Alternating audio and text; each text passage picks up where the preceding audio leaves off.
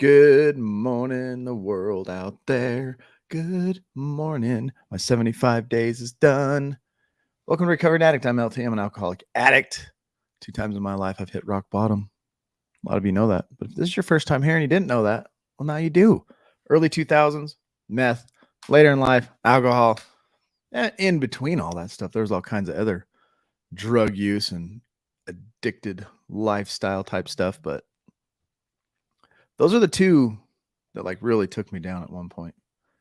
Really took me down. Almost went to prison for 15 years. Hey, Sky. Good morning. Welcome. Glad you're here. Good morning. Eugene, good morning. So I'm going to talk about our new schedule here at Recovering Addict now that my 75-day hard challenge is over. And I know what I want to do now as far as discipline from here on the future for this channel, its live streams, and the videos that we're going to drop. So as you know, we're a legit nonprofit. We own a gym now over in Ogden, and we run the nonprofit locally out of there because we have a local relapse prevention program that we take people through. On top of that, we have this digital side too as well that is part of it with our Discord and how that's all structured. So if you're not in the Discord, join our Discord. It's a huge support center, 24-hour a day support center in there. We can drop Zoom meetings and talk, and we'll look at getting those Zoom meetings going again here in the near future and stuff like that. But welcome. Good afternoon in the UK. What's going on, Michael? Nice to see you. Glad you're here. Thank you for showing up and saying hello. But yeah, so on Tuesdays and Thursdays in the morning now, I'm going to be going live here in the AM around 7 o'clock every Tuesday and Thursday. On Sunday nights, Felice and I, she's actually right here if you want to say hi. There's Felice. We'll be going live on Sunday nights. And then I'm going to be dropping a bunch of shorts videos. I'm going to be dropping YouTube videos. We're going to really attack this. So the cool thing about our nonprofit is we've grown now, and we've hired our first employee. It's going to be awesome. I'm starting to build a team here to make this thing happen.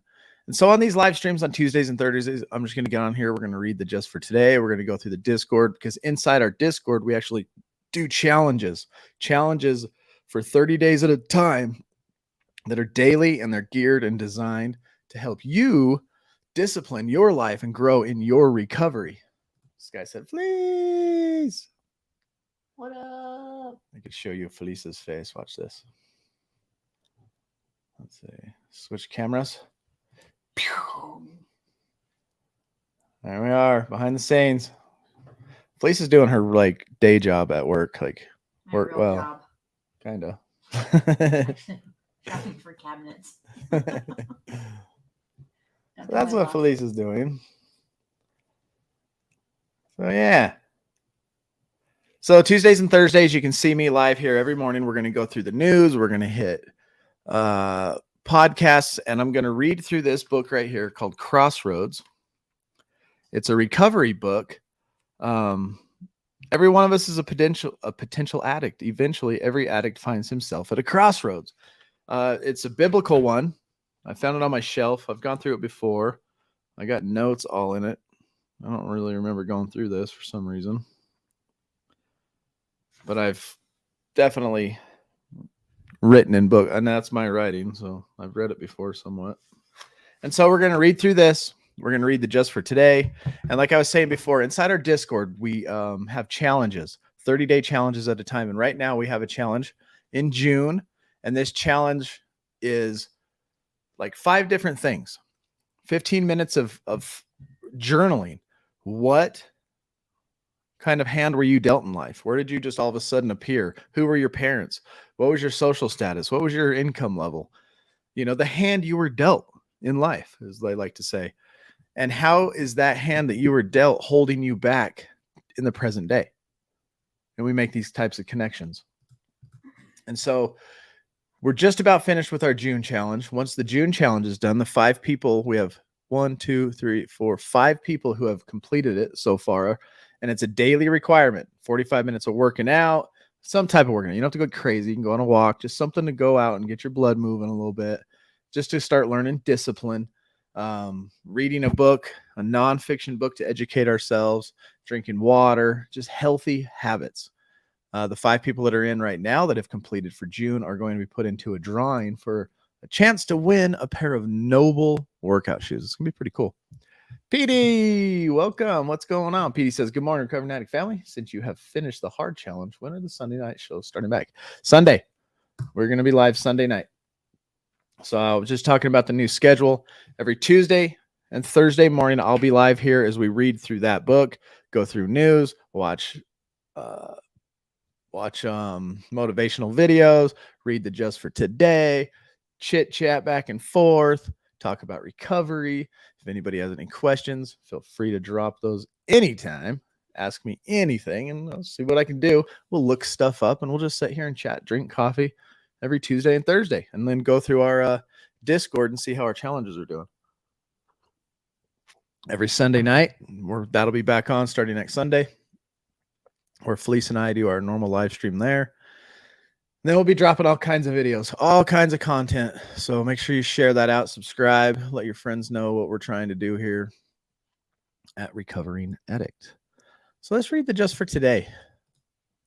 It's about maintaining the foundation. Maintaining the foundation.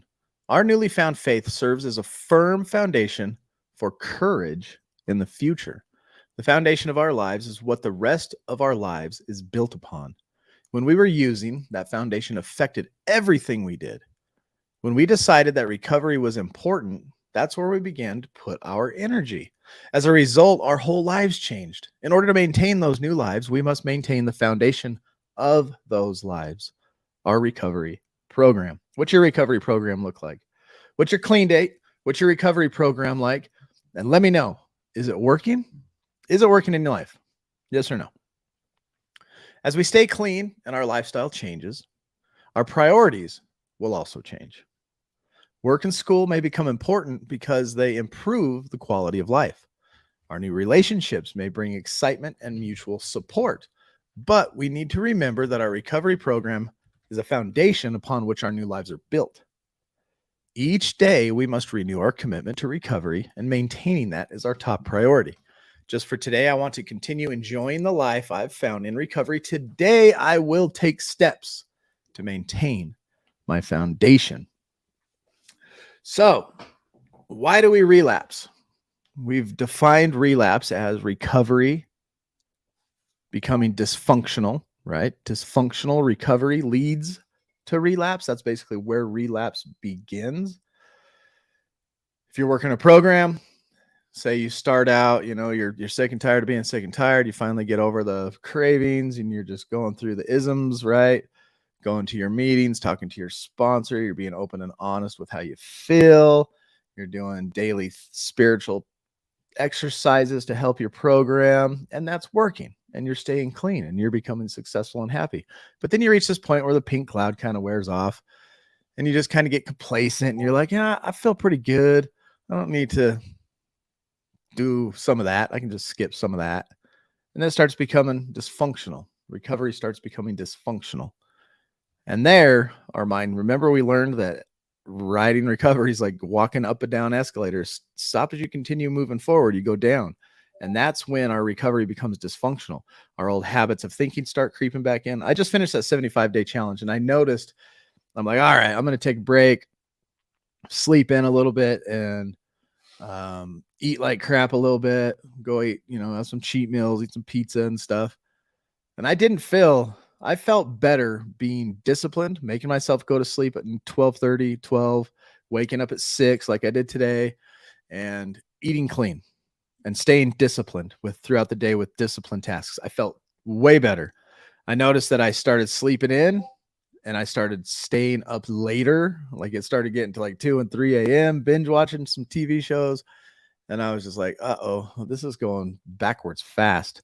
So that's why I'm here live this morning. That's why this new schedule is going to come out. We're going to read through this book. I'm just going to stay live on Tuesdays and Thursdays for however long we're live. If we get any people in here that need to talk, need to drop their clean dates, need to ask questions, need to join the community, and we need to figure things out, we'll do that. It's a place for support, a place where you can come and talk or just listen. If you're at work and you're just listening, awesome to you too. We just want to make happy, successful lives, stay in recovery, keep that at our front of our lobe, start our days off. And so I've started, and I'll have to drop my schedule that I do. I'm going to join this next 30-day challenge in June with y'all. I'm going to have me a little channel, and I'm going to post the stuff that I do and do all that. The new challenge. Thank you, Petey. Petey says, yeah, it's kind of hard to watch this in the morning because of work, but sometimes I can catch it on the drive to the job. Sweet. Keep your eyes on the road, Petey. Keep your eyes on the road. Yeah, hashtag share squad. Thank you for sharing. Appreciate that. Tons and tons. Don't forget, you guys can send us stars now, too. Stars, and that helps us with our local program. What we're trying to do is we're doing our best to do what we can through just small donations, grants, and stuff like that to offer our local program free to people to show up at any time. To our digital side, everything we do digitally for people to just log in and be there. But unfortunately, it takes, money, stupid money. I hate money. So don't lose the foundation, which is your recovery program.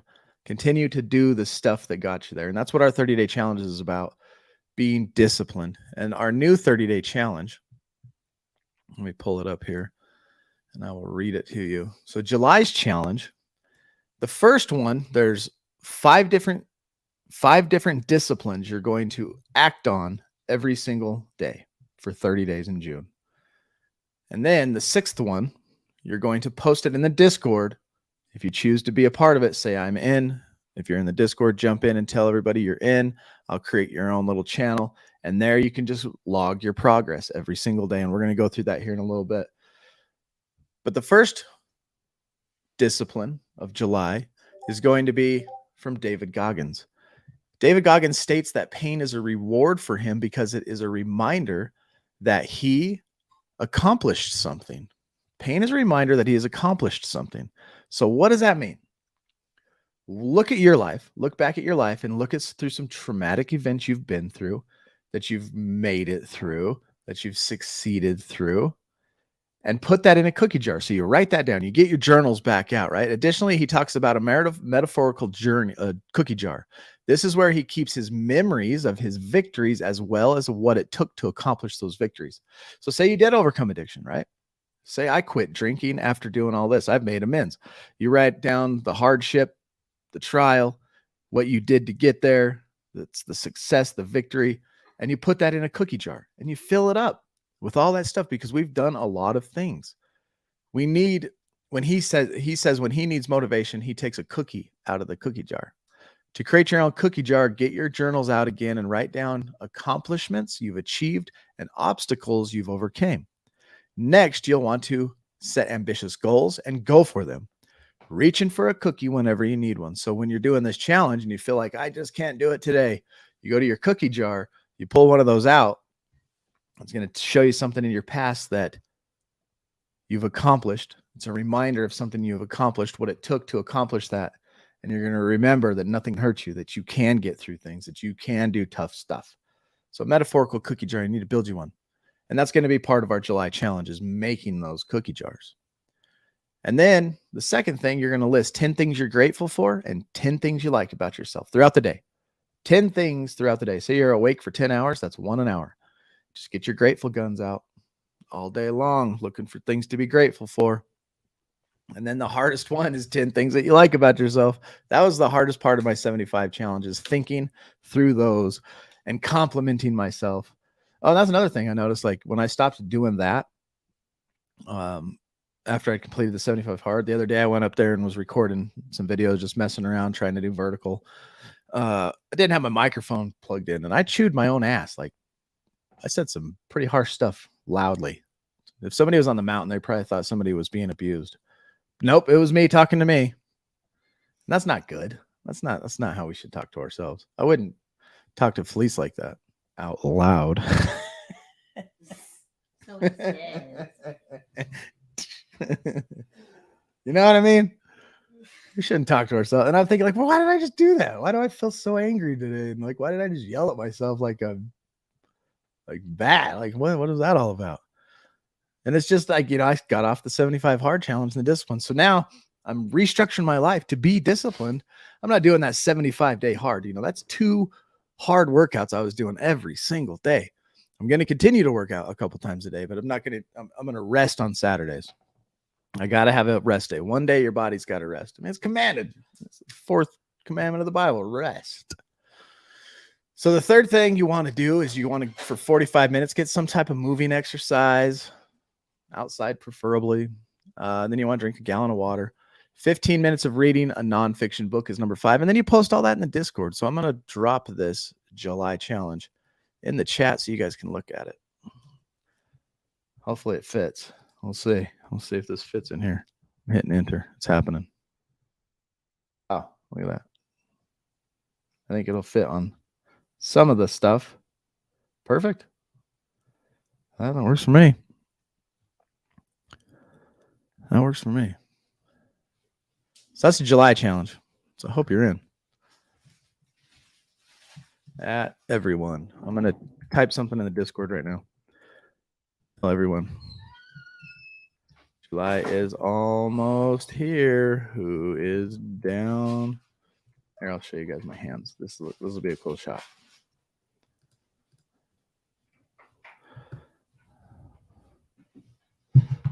Who is down for the challenge?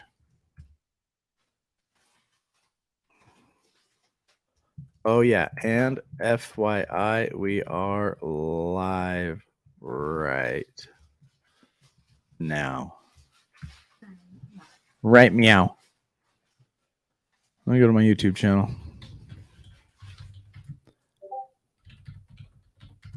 Right meow. I know Geesh is down. Renee says she's down. No, y'all's down.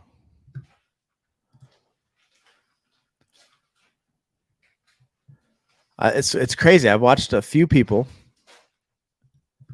who, I'll show you the July challenge folder real quick as we'll go through that.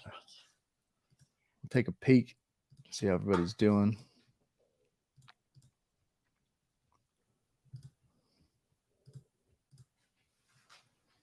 Check it out right here. Here's our 30-day challenge. This is kind of our chat. This is where everybody talks in the 30-day challenge, who is in the 30-day challenge. And I just posted this right now. You know, July's almost here. Who's down for the challenge? And of course, Geesh and Renee are. They've already done 2 challenges, and I've watched their life grow already because of it. And so let's go through. And so if you decide you want to be a part of this challenge, I will drop it. I will get you your own little tab here, your own little channel, and you'll be able to document your progress. It's cool. It holds you accountable, keeps you going. You get encouraged by others when you don't feel like you're doing very well. And then you can go back and like scroll back and look at how far you've come. If you want to take before after pictures, however, this is your channel to post for you and your progress and show everybody how good you're doing. Savage Freedom.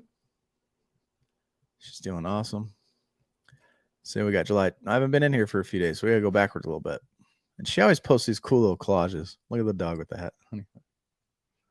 Yeah, cute. That's cool, huh?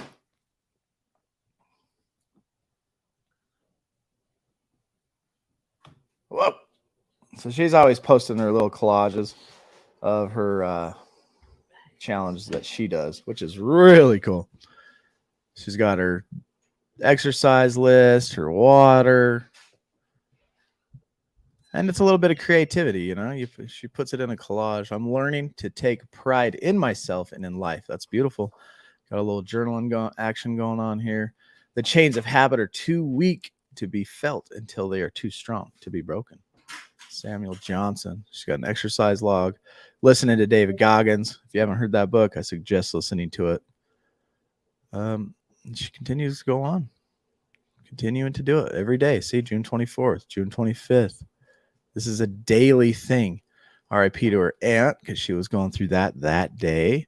Her body was found 15th July in Ogden. She discovered hard drugs. About a year later, she was dead. That's sad. Your next shot could be your last shot. Be careful. Like, we just had a friend. I'm not going to say names or locations or people, but we just had a friend who tried to get sober. went back out. By going back out, we mean relapsing, going back out to the streets, going back out to the drug life, going out of recovery. And they found this person dead about a week or so ago up in the mountains from an OD. Could have been a suicide OD. It doesn't matter. Either way, it led to unhappiness and death, you know, whether it was an accident or not. It doesn't matter because it's what it led to, period. It's an unhappy, miserable lifestyle. It's fun until it's not, right? When we first start drinking, we first start using drugs, it's a rush. It's fun. It's great. Numbs us, eases our mind. It's the solution we've all been looking for. But then all of a sudden, there's something that just grabs us by the throat, puts a chain around our neck, and doesn't let go. But if you can break that chain, get rid of that addiction, you got to stay away from it. You got to do whatever it takes. That's why we do these challenges in the Discord. That's why I've set my life up now, especially post 75-day hard challenge, to be disciplined daily with what I listen to, with what I put in my eyes and my ears. I'm careful to not scroll and get lost in a daze on TikTok because I'm trying to protect my mind and my ears now. And if we go back out with the craziness in the streets, your next shot could be your last shot. Fentanyl is everywhere. I don't know why it's so like, it's almost like the shit was done on purpose and just flooded our country. We're being attacked on the bottom and the top and the side. And what are some book resources? We got a user saying, man, let me take you through my library real quick. It depends on what you're looking for. Like, what are your goals? I always look at what my goals are right now. So for me personally, I started this nonprofit 2 years ago. I quit my job, which was a great job working for the United States Air Force, to do this. So my goals right now are learning social media. My goals are learning motivation, how not to quit, right? When things are tough and times are hard and the money's not here and I'm stressed out to the max. I feel like there's no hope. I fear failure. So I listen to books that are highly motivational. But David Goggins would be one that I suggest, the one that says, "You can't hurt me." Look it up, read it, listen to it. It's freaking amazing. So I just download stuff in Audible, my Audible app here. And what I do is I purposefully, like after I'm done with this live stream, I'm going to edit some photos and then I'm going to get on my bike and I'm going to go for about 45 minutes to an hour long bike ride. And that's a purpose. It's a purpose. I'm not just trying to go get exercise. It's an exercise of mind, body, and spirit. I do all three at once. So I'm going to feed my brain and my spirit with these books that I listen to, plus getting the exercise and fresh air. So my library, I would say Embrace the Suck would be a good one. Crushing It by Gary V.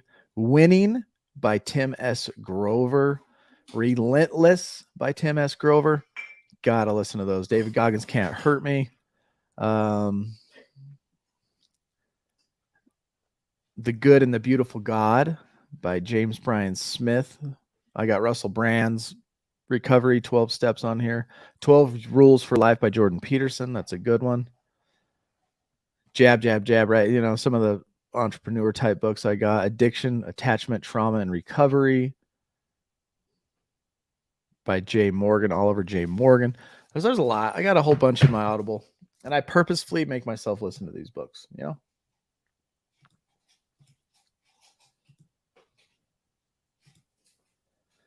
All right. Savage Freedom. Proud of you. You're doing good. Well, let's see what this says. It's easy to look back and question decisions you've made in the past, but it is unfair to punish yourself for them. You can't blame yourself for not knowing back then what you know now.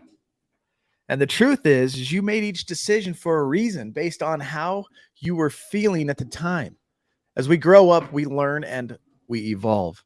Maybe the person you are now would have done things differently back then, or maybe you are the person you are now because of the decisions you made back then.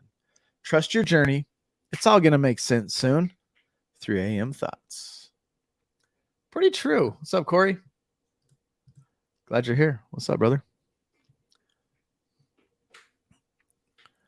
Honing out on my homemade soap skills. Oh, look at that. You're making some homemade soaps. That's cool.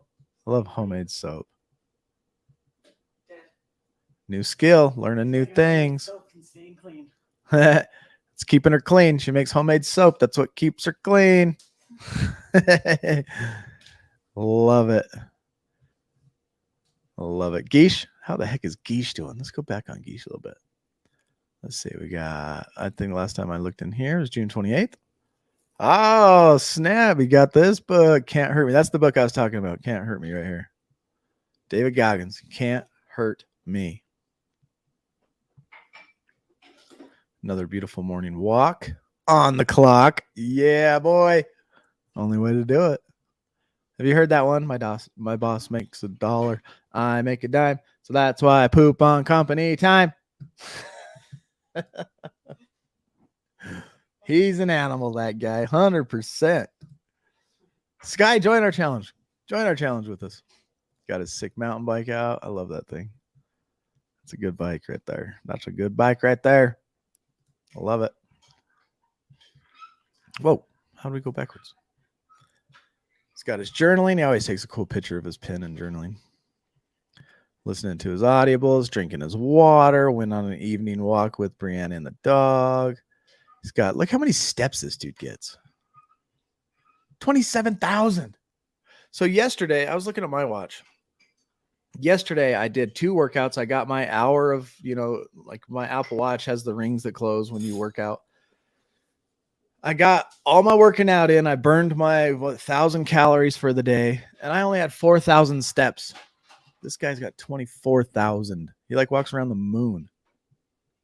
Pretty much walking around the moon. Had to pause the motivator for another this morning. So happy to have the live stream this morning. Awesome. Oh, is that today? What? Nice. Right on, brother. Rode my bike to work again today. I love it. It's awesome. Like, why didn't we do that sooner? I love riding my bike places. Just to the store, throw a backpack on if you want to go get a snack from the store. I did it a few weeks ago, but I rode it to the dentist. I'm like, can I park my bike in here? They're like, yeah. Keep in mind that muscle weighs more than fat. So although the scale doesn't look like it's moving, you're getting in better shape. That's a fact. Do you remember, like, I always remember those like kid fairs, science fairs and all that stuff. And they had the nutritionist there. And I don't know if you've ever seen it, but I've seen it a couple of times in my life. But they'll have like 5 pounds of fat, like this big blob, like wrapped in plastic. Obviously, it's fake, but it's representing. But it's like 5 pounds of fat, this big blob.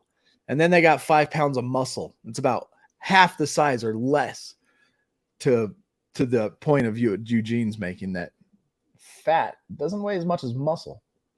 So when you start adding muscle, your scale's and the fat goes down. Your scale will remain the same, but you're getting in better shape.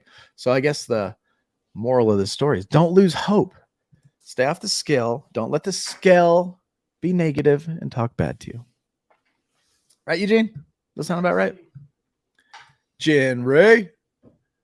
30 minutes of fun cardio class. Let's see how fun it is. Let's see how fun this really is.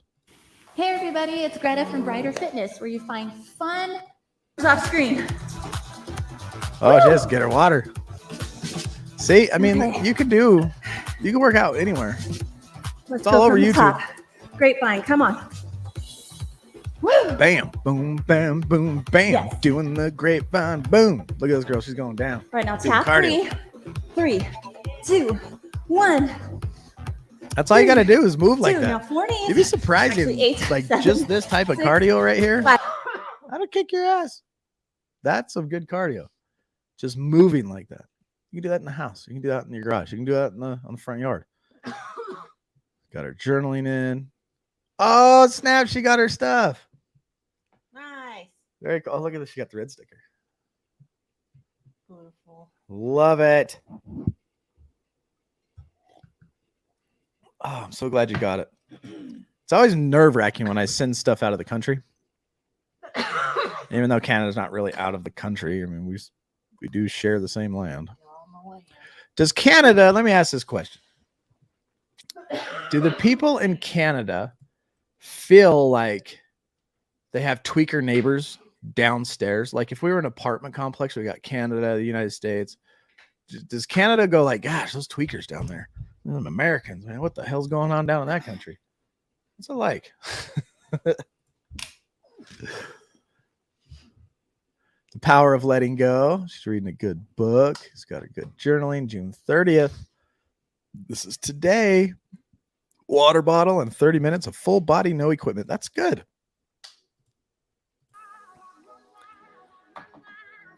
A lot of people think, oh, I can't work out. I don't have a gym membership. I can't work out. I don't have weights, you know, like I need, which is just another excuse of why you can't, because just by doing body weight movement, you can actually get a freaking amazing workout. Like just do burpees, do 30 burpees and tell me you didn't just get a workout. I need a scale. Don't know what I weigh, but I can tell you I've lost some weight. I will bet, what are you, like 5'9", 5'10"?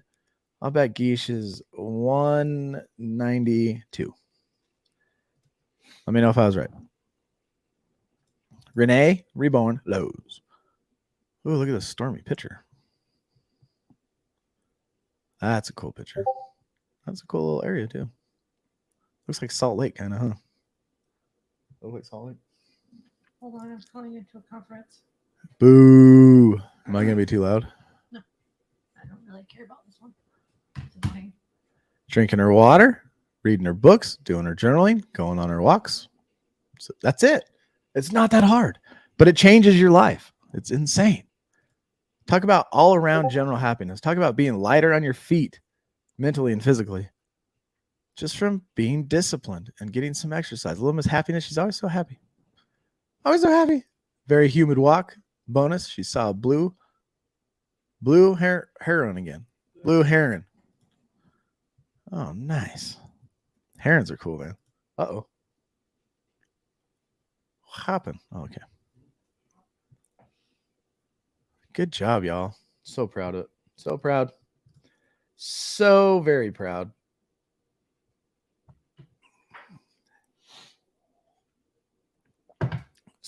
You're 6'4"?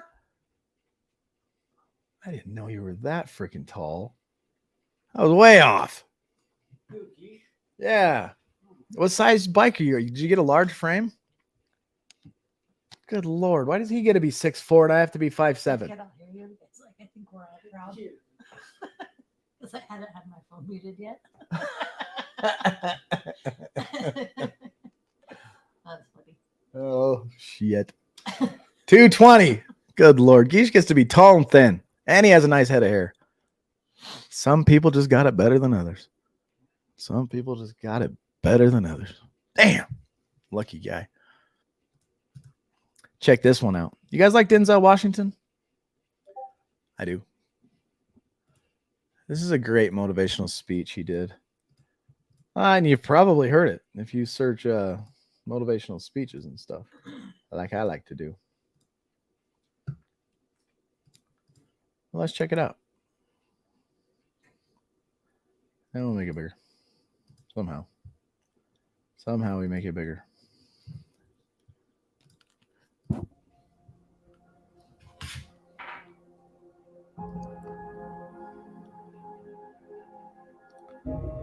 Dreams without goals are just dreams, and they ultimately fuel disappointment. So have dreams, but have goals, life goals, yearly goals, and understand that to achieve these goals, you must apply discipline and consistency. In order to achieve your goals, you must apply discipline, which you've already done, and consistency every day, not just on Tuesday and this a few days. You have to work at it every day. You have to plan every day. You've heard the saying, we don't plan to fail, we fail to plan. Hard work works. Working really hard is what successful people do. Put God first. Put God first in everything you do. Everything that you think you see in me, everything that I've accomplished, everything that you think I have a few things, everything that I have by the grace of God. Understand that it's a gift. I found that nothing in life is worthwhile unless you take risks. Nothing. There is no passion to be found playing small and settling for a life that's less than the one you're capable of living. I'm sure people have told you to make sure you have something to fall back on. Make sure you got something to fall back on, honey. But I never understood that concept, having something to fall back on. If I'm going to fall, I don't want to fall back on anything except. I want to go back over that real quick. I want to hear that first part again, because that's what we're about, is setting goals. We set goals to be successful, not just on Tuesday. Like, okay, Tuesday I'll do it. No, it's an everyday process, discipline, and routine. I want to re-listen to that, and I want this like seared into my mind. That's what I do when I find something I like that sounds like something I want in my life. I don't just hear it once and go, man, that was amazing, walk on, and then forget. I like to listen to it a few times. So listen to that one more time. Let it really sink in. Dream. Especially if you have dreams. Like right now, your dream is to probably not be a drug addict. Your dream is to probably be happy in life and successful. And so what does it take to do that? Dreams without goals are just dreams. Dreams without goals are just dreams. Right? Dreams without goals are just dreams. Ideas without action are useless. You can have the best idea in the world that would change the world, but unless you acted upon it, ain't nothing going to happen. Let me answer some of these real quick. What up, John? Nice to see you. Glad you're here. Happy day in Baltimore. That's beautiful. Glad you're here. I'm glad you're here. Thank you. It's a beautiful day here in Utah, too. Sky says, I was on the phone. Can you repeat that July challenge for me? Can't find it in the Discord. Absolutely. I'll even share it real quick. Let me just flip over here. Let me change lanes real quick.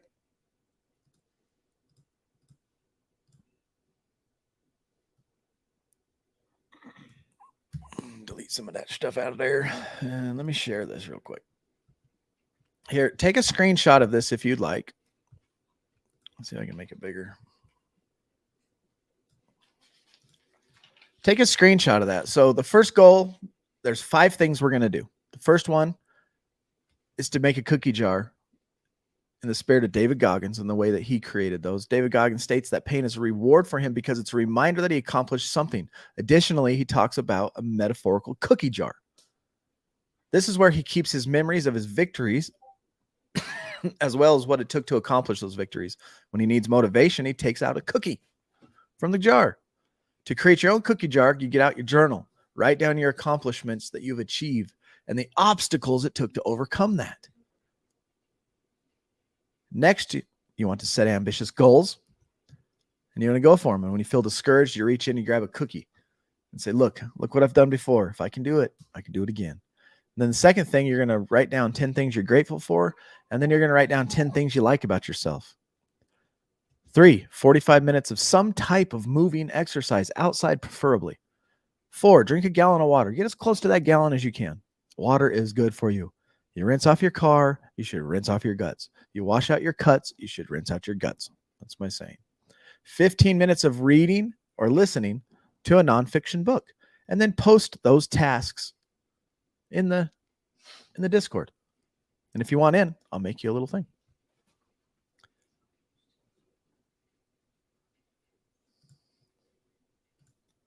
Let's get back to our Denzel. Back to our Denzel Washington.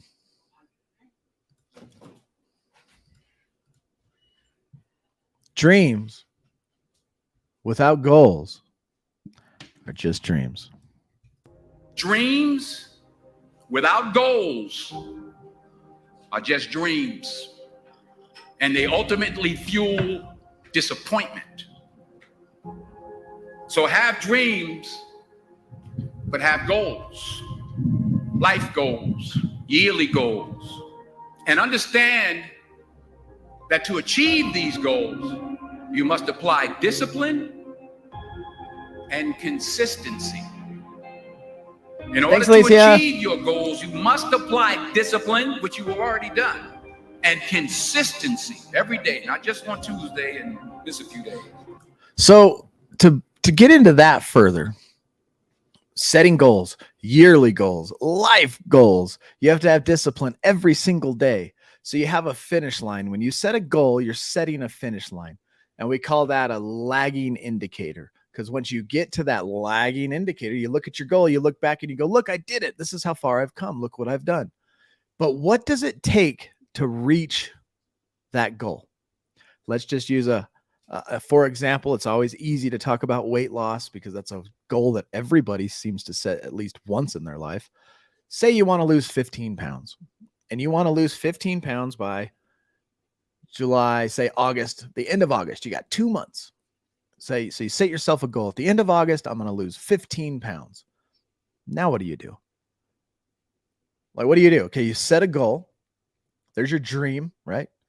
Dreams, goals, same type of thing. What do you do? How do you get to that goal? So you're going to have to look and map out like, whoa, I got 60 days. What does it take to lose 15 pounds in my life? Okay, I have to cut out some sugar. I have to add in some vegetables. And that's something you have to do every single day. So that's something tomorrow I have to do. What do I have to do tomorrow to achieve that goal in 60 days? I have to walk around the block for 45 minutes. Okay, that's another discipline. Every single day you set up yourself up with the leading indicators. Leading indicators are the daily tasks you have to do to reach that end goal, which is the lagging indicator, right? So every day, set it up to where you know I have to complete these 5-6 tasks every single day. And that's discipline to accomplish those tasks so that by the time you get to that 60 days, you can look back and go, oh, wow. And if you set good, hard, leading indicators, daily tasks that you must accomplish to accomplish that goal, you will surpass that goal. You usually hit farther and more than you think you would.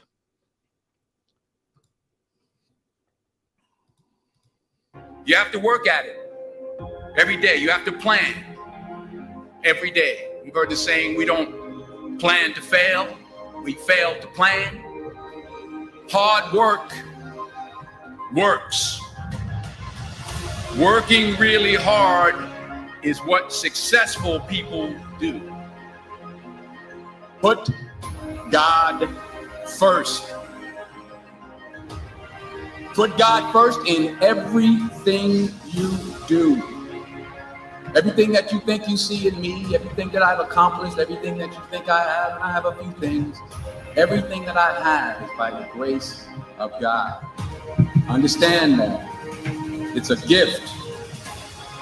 I found that nothing in life is worthwhile unless you take risks. Nothing. There is no passion to be found playing small and settling for a life that's less than the one you're capable of living. I'm sure people have told you to make sure you have something to fall back on. Make sure you got something to fall back on, honey. But I never understood that concept, having something to fall back on. If I'm going to fall, I don't want to fall back on anything except my faith. I want to fall forward. I figure at least this way I'll see what I'm going to hit. Every failed experiment is one step closer to success. You've got to take risks, and I'm sure you've probably heard that before, but I want to talk to you about why that's so important. You will fail at some point in your life, accept it. You will lose. You will embarrass yourself. You will suck at something. There's no doubt about it. Fail big. You only live once, so do what you feel passionate about. Take chances. Don't be afraid to fail. There's an old IQ test, was 9 dots, and you had to draw 5 lines with a pencil within these 9 dots without lifting the pencil. The only way to do it was to go outside the box. So don't be afraid to go outside the box. Don't be afraid to think outside the box. Don't be afraid to fail big, to dream big. True desire in the heart, that itch that you have, whatever it is you want to do, that thing that you want to do to help others and to grow and to make money, that desire, that itch, that's God's proof to you. Sit beforehand already to indicate that it's yours. And anything you want, you can have. Don't just aspire to make a living. Aspire to make a difference. Never be discouraged. Never hold back. Give everything you got. And when you fall throughout life, and maybe even tonight after a few many glasses of champagne, remember this: fall forward. What do you think about that?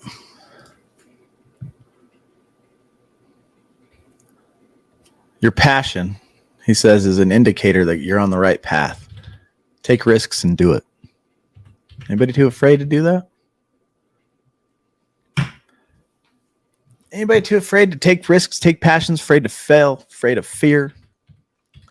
We're going to go through this book right here, Crossroads. So I'm going to ask some questions, have you think about them, and see if any of these statements fit. You feel out of control? What began as an escape from the hassle of life has become hazardous. Something, drugs, alcohol, gambling, food, sex. Is it taken over? Do you feel like it's slave? Do you feel like a slave to something in your life? An addiction of some sort? Yes or no? You still love your addiction, but it's no longer friendly. You think it's time for a change. You still love your addiction, but it's no longer your friend. It's not fun anymore. It's miserable. It's a job. It's maintenance. It takes way more energy than you expected, and it's ruining your life. You wake up feeling guilty. You wake up feeling ashamed. Your body feels disgusting. Do you think it's time for a change and you want to leave your addiction, but you aren't sure how to change? You've already tried a few strategies and they didn't work. Do you fit in that category? Have you ever been told by someone that you better change? Like, hey, whoa, you need to cool it. Calm down. You are not being healthy right now. Has anybody on the outside ever told you something's got to change with you, bud? You sick and tired of the lies, broken relationships, and nagging conscience that accompanies all addiction? How about you're already off and running, already leaving your addiction behind? Maybe you're further along than that. Whichever fits, welcome to reality. You are closing in on it. Reality is not bad as you think. Yes, the world around you can be miserable at times. It can be miserable most of the time. As a matter of fact, you have known that misery. Otherwise, you wouldn't have preferred an altered reality. Why do you prefer an altered reality? John says, lately, I do get discouraged by failure. I chose to believe God must have something better for me than the thing I failed at. But you grow in failure too. So failure is not always a bad thing. Failure in my mind, is good because it shows that you've dared, you've tried, you've taken a risk, and you've definitely learned something, which means when you go to do another round of risk with the possibility of failure, that you're going to be wiser and stronger for it. Learn from your mistakes, like he says. Why did we choose? That's a good reason. How do I get to the problem of my addiction? Figure out why, instead of being in normal reality, you've chose to consume a bunch of poison, whether that be alcohol, heroin, meth, pills, to alter the the state of reality and chose that foggy, delusional, drunk, high reality? Why would you rather live in that reality? What is it that's saying that you want to check out from? What do you want to cope with, you know? There's something there. Otherwise, you wouldn't have preferred the altered reality. But there is more to reality than what you see. Usually, you're looking through a glass that is smudged, scratched, and out of focus, and things don't look good. But reality, true reality, is better than you think. I couldn't agree more with that. Your addiction has taken you to the woodshed for a good whooping. At those times, it is hard to see the hints of beauty, goodness, justice, love, and joy that are always peeking out of this life. But they're still there. All that stuff's still there, even though you feel like you got a boulder sitting on your back. The beauty and the joy is there, and it is accessible. You can have it. What is success to you in life? John, what about you? What does success look like in your life? A lot of people think success is having a job that pays them $120,000 a year, $180,000 a year, you know, a 5,000 square foot house, 2-car garage, brand new cars they're making payments on, a motorhome, and a razor. Like, that's success to a lot of people. Is that success to you? If it is, and that's what makes you happy, then that's good. To me, that's not success. Success to me is waking up happy. Obviously, we have human bodies and we have bad moods and we ache and pains and, you know, the typical ups and downs. But what can we do daily to achieve a little bit more of a happy life every single day? That's success to me. If I can do that, then I feel successful. I don't care how much money's in my bank. Let me put it this way. What if you were invited to the greatest feast ever? What if you received a promise of greater treasure? Would that be enough to lure you away from your addictive life? Would it at least get your attention? So, in this book, Crossroads, a step-by-step guide away from addiction, he says, take this book as a treasure map. At times, you are reluctant to give up your addiction, in which case a map, even a map to someplace beautiful, isn't powerful enough to guide you. Yet at other times, you are sick and tired of being owned by something that is killing you. And you are ready to leave it behind.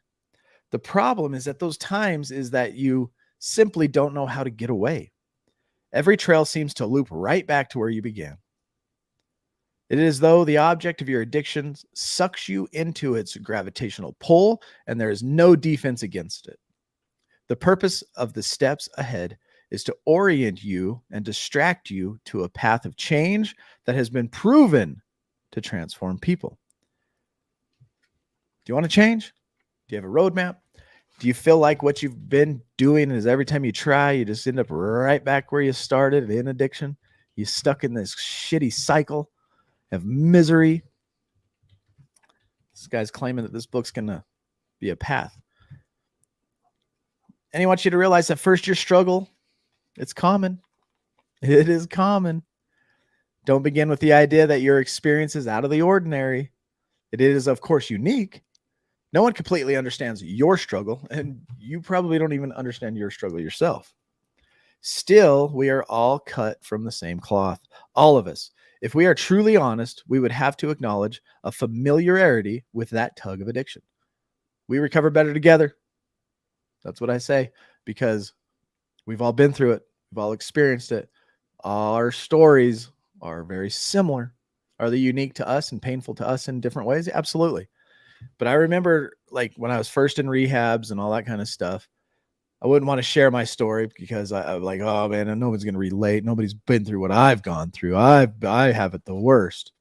And then you sit there quietly for a while, you know, and you start hearing other people share, and you're like, whoa, that sounds just like me. Whoa, listen to that person over there. They sound just like me. It's unique to us in the way that we're hurt, but very similar.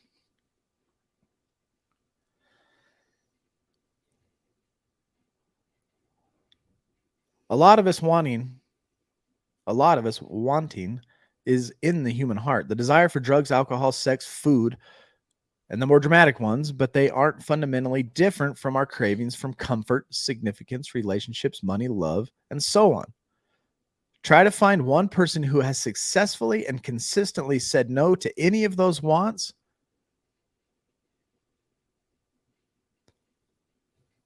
All right, let me reread that. It doesn't even make sense to me. It says, we were all cut from the same cloth. All of us, if we are truly honest, would have to acknowledge a familiarity with that tug of addiction. A lot of us wanting is in the human heart. The desire for drugs, alcohol, sex, and food are the more dramatic ones, but they aren't fundamentally different from our cravings for comfort, significant relationships, money, and so on. Try to find one person. Try to find one person who hasn't successfully and consistently said no to any of those wants. You won't succeed. So try to find one person in life who has been able to say no to all of that stuff. Any of those things: sex, drugs, money, love, relationships, significance, acceptance, and who has successfully said no. You're not going to find nobody. If you consider yourself a special case, the worst addict, the most victimized, stop and think about what you're really saying. Right below the surface is the idea, whatever worked for other people is not going to work for me. And right below that idea is the private thought, I'm not going to change. My addiction's worse. Nobody's suffered like I have. Nobody's been a bigger victim than me, which means anything they've done to change isn't going to work for me, which is the buried thought of, I'm not going to change. We always have that buried excuse in our mind to not accomplish things that are going to help us out in life. What is your buried excuse? And destroy it. Because if it worked for me, and it's worked for countless thousands of others I've seen in my life, it can work for you too. You might say, I can't change. You're afraid to get your hopes up for what could be another failure. Ugh. Or you might be saying, I won't change.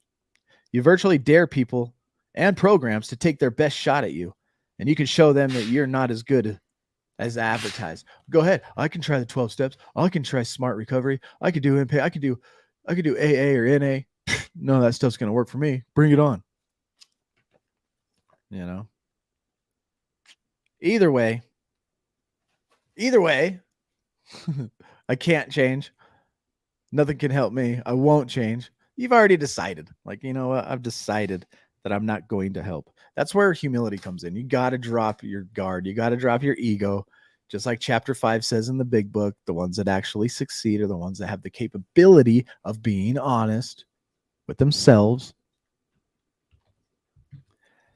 Either way, you've already decided that nothing will help you. You are certain that you are not normal.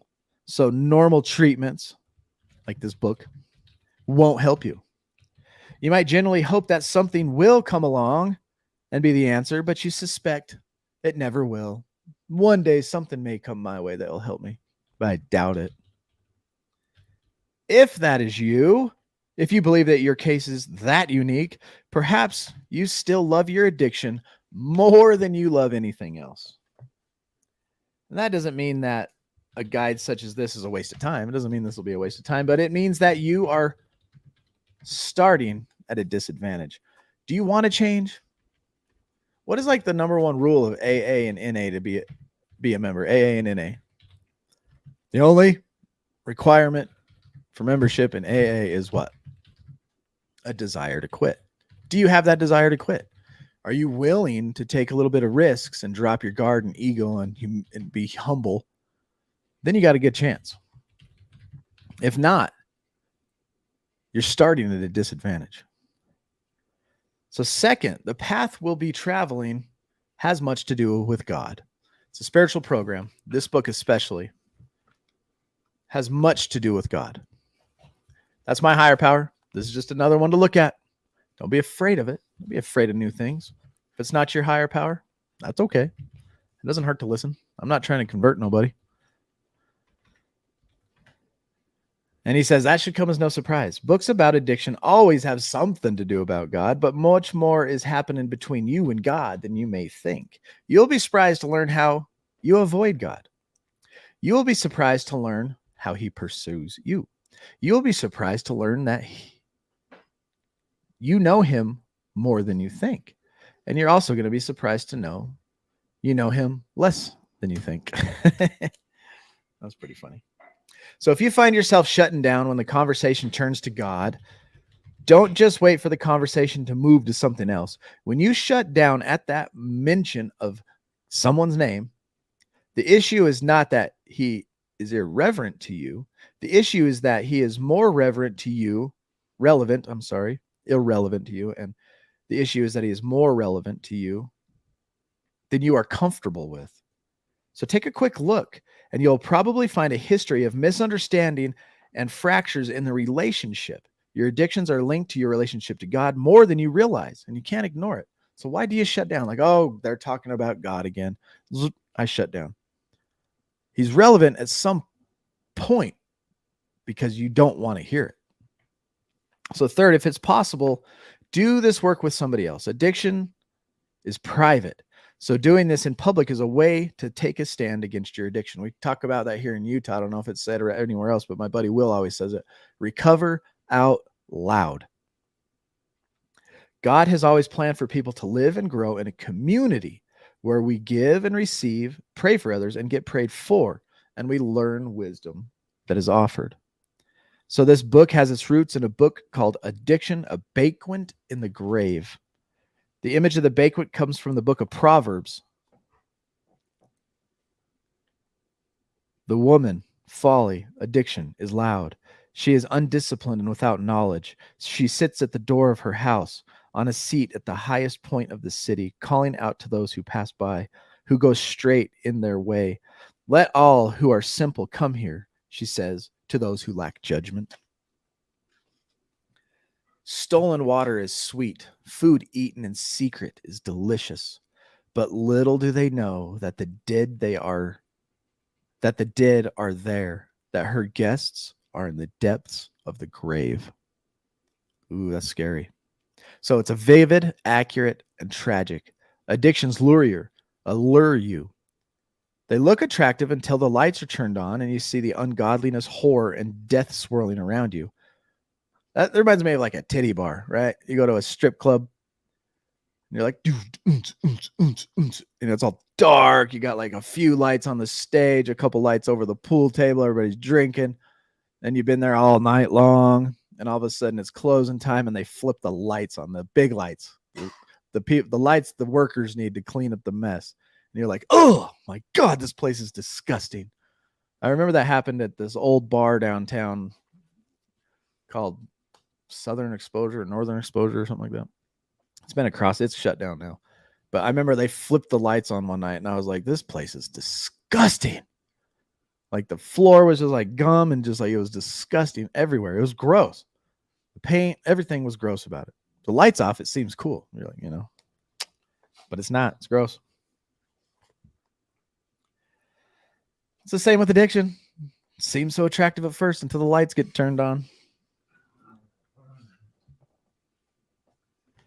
So Dame's Folly Banquet in the Grave isn't the only banquet. There is another one. So the grave banquet in addiction isn't the only one. God has invited us to this other banquet. This banquet is in his honor, and he has picked up the tab so you can come for free. Who would have thought that treatment for addiction is to want something better than your addiction? What is the treatment for addiction? To want something better than your addiction. Being an addict is choosing the easy way, the instant escape, the instant gratification of mind-altering reality we don't want to be in, right? And so that just seems to be the easy way to go. And once you change your reward system to doing healthy things and better things, and that want is the fix. The treatment for addiction is to want something better than your addiction. And Isaiah says, come all who are thirsty, come to the waters. You who have no money, come buy and eat. Come buy wine and milk without money and without cost. Why spend money on what is not bread and your labor on what does not satisfy? Listen to me and eat what is good, and your soul will delight in the richest of fare. It's a free offer. It's a spiritual program, and you're invited to a better life. It is better on this side, man. Posts and doing the stuff to get you there. We're watching a funny show on TV on Hulu called Only Murders in the Building. And she gives this little nugget on investigating murders, right? And it says, enjoy the mess. Is that what it said? Or embrace the mess? Embrace the mess because that's where you find the good stuff. Yeah, embrace the mess because that's where the good stuff is. Yeah. And so during my 75-day hard challenge, some of you who have completed the 2 30-day challenges now, I don't know if you've realized this yet, like I have, but the 75-day challenge, the victory was on day 76 and lasted about 5 seconds. Right? It was like, I did it. Oh my gosh. Woo! And that was about it. But there was 75 days, the mess. And that's where all the good stuff was. That whole process of getting to that 76th day was the treasure. That was where all the value was. And so we must enjoy that process on the way to getting to our lagging indicator. Every single day, we set up leading indicators to hit our goal. And in there is where all the good stuff is made. All the learning, the hardship, the failure, the struggle, the joys, the victories, the overcoming, the sticking with it, the building of new reward systems, the dropping of healthy, good endorphins and getting strong and fit is all inside there because the victory only lasts a couple seconds. Look at an Olympic athlete.